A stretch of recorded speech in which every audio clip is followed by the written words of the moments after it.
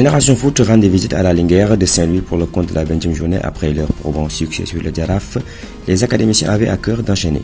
Leur milieu mohamedien a failli ouvrir la marque sur une belle introduction d'Idrissa Gueye.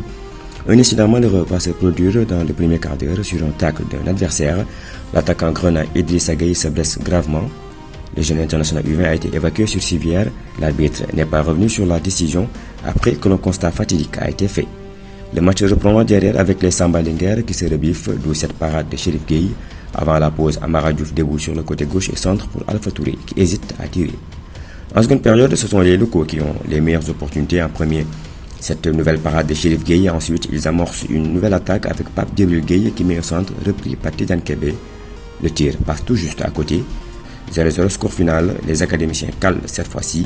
La blessure d'Idrissa Gueye a été un tournant et la fausse note de ce match, ce qui a interpellé plus d'un à propos de l'état de la pelouse du stade Mawarouad. Le coach Djibi Fall juge que cette pelouse est indigne de recevoir un match de cette envergure.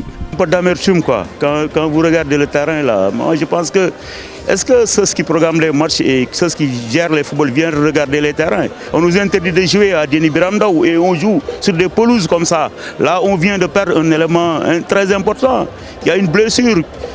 Il a été plâtré. Mais c'est une blessure anodine là. Parce que l'état du terrain y est. Ça, on ne peut pas pratiquer du football et on peut faire du football professionnel. Là, ce n'est pas le nul qui m'agace, mais c'est l'état du terrain là. Et ils veulent faire du football professionnel. Ils veulent que les gens n'en parlent pas. Et quand on perd ou bien on fait match nul, ils disent que les entraîneurs n'ont pas d'alibi. Ça, c'est un alibi ça. Et on demande de jouer. Nous, on essaie de jouer. Ça, c'est très difficile de jouer comme ça, sur des terrains comme ça. Mais quand même, on a essayé de jouer, de mettre en place notre jeu. Malgré tout cela, on perd un élément important, on essaie de réagir. Et on a essayé de jouer, mais c'est dommage que le match se termine sur un score nul. Ça, c'est amer, parce que l'objectif en venant ici, c'était maintenant de continuer sur le même match qu'on avait fait le dimanche dernier. Et on a essayé de faire, on a essayé de poser le jeu. Mais quand on est diminué, bon, c'est un peu difficile, quoi.